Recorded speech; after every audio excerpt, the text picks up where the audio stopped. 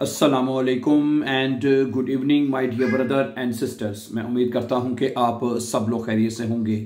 अच्छा दोस्तों, जैसा कि आप जानते हैं कि हमने इस चैनल के ऊपर जर्मन लैंग्वेज सीख रहे हैं, लेकिन हमने आज तीसरा दिन है कि हम आपके लिए जो ड्राइविंग लेसन है, जो जर्मन फिरोशाइन के जो सवालात हैं इंग्लिश लैंग्वेज में वो लेके आ रहे हैं। इससे पहले 2 लेसन हम अपलोड कर चुके हैं, आज का तीसरा लेसन है और इसकी हमने अलहदा से प्लेलिस्ट बना रखी है। प्लेलिस्ट का मतलब मैंने फिरोशाइन के नाम से रखी है प्लेलिस्ट में, और उसमें सिर्फ ये फिरोशाइन के क्वेश्चन शामिल हैं। ठीक है, आज इसका हम अगले 4 डेली के हम 4 सवाल पढ़ रहे हैं ना।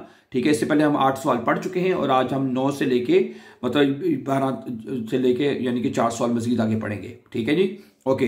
पहला सवाल आपके सामने नजर आपको लिखा हुआ है कि ठीक है, with what can a cruise control system speed limiter assist you।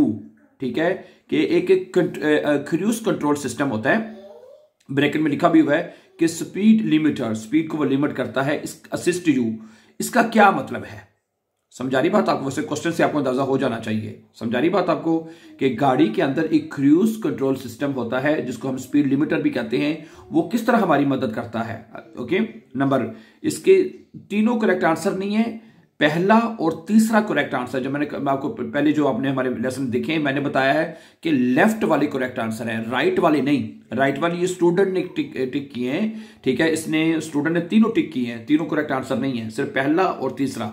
पहले हम करेक्ट आंसर पढ़ लेते हैं। ओके, कहता है कि ये जो सिस्टम है ये विद मेंटेनिंग कांस्टेंट स्पीड, कि ये एक स्पीड को कांस्टेंट करने के लिए ना, मतलब कि ये रखता है स्पीड को। मतलब अगर आप 100 की स्पीड से जाना चाहते हैं और आप बार बार रेस नहीं देना चाहते ना, एक्सीलेटर नहीं दबाना चाहते, तो वो ये एक ऐसा सिस्टम है कि आप उसको सेट कर दें कि 100 की स्पीड से चलती रहे गाड़ी बस।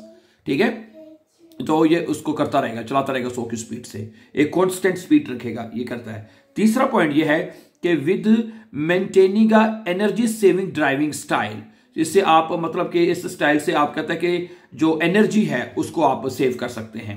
तो ये दोनों तो ये पॉइंट करेक्ट है, लेकिन जो दरमियान वाला है वो भी पढ़ लेते हैं, वो करेक्ट आंसर नहीं है। वो with maintaining the minimum distance to the vehicle ahead, कि ये सिस्टम आपके आगे जो गाड़ी है उसके दरमियान भी फासला को जो है वो मतलब कि वो मेंटेन करता है। नहीं, ये सिस्टम ये काम नहीं करता। ठीक है, ये जो आपका है क्रूज कंट्रोल सिस्टम गाड़ी के अंदर जो लगा होता है, इसका आपके आगे जो गाड़ी है उसके आगे उसके दरमियान फासला मेंटेन करने की यूज नहीं होता।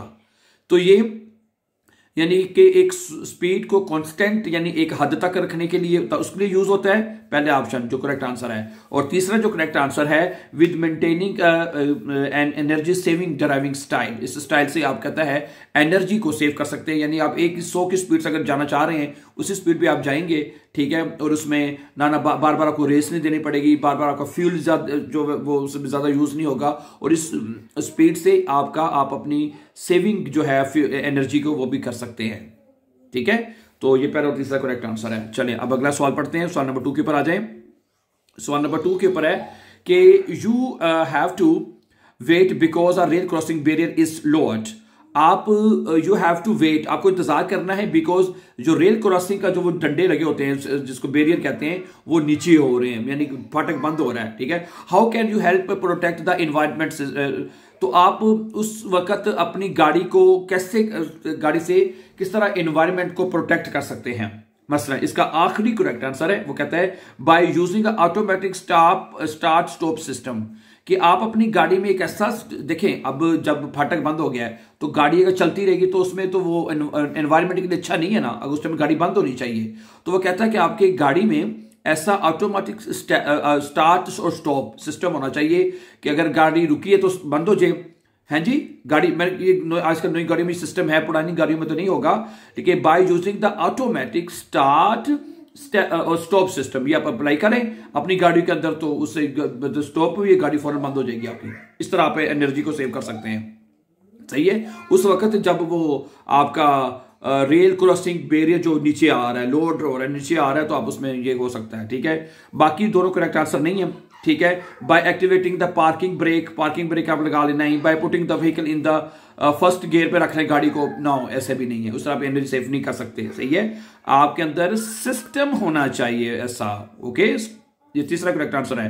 राइट वाले करेक्ट आंसर नहीं, मैं बार बार आपको कह रहा हूं, सिर्फ लेफ्ट वाले करेक्ट आंसर है। ओके, तो third one, option 3 is the correct answer. ठीक है, चलिए अगले सवाल की तरफ आ जाइए। नंबर तीसरा, तस्वीर में ये what does this traffic sign combination indicate, ये जो ट्रैफिक साइन आपको नजर आ रहा है, कॉम्बिनेशन काफी चीजें आपको नजर आ रही है, गाड़ी है, बच्चे है, घर भी है, ऊपर लाइन भी लगी हुई है, इसका क्या मतलब है?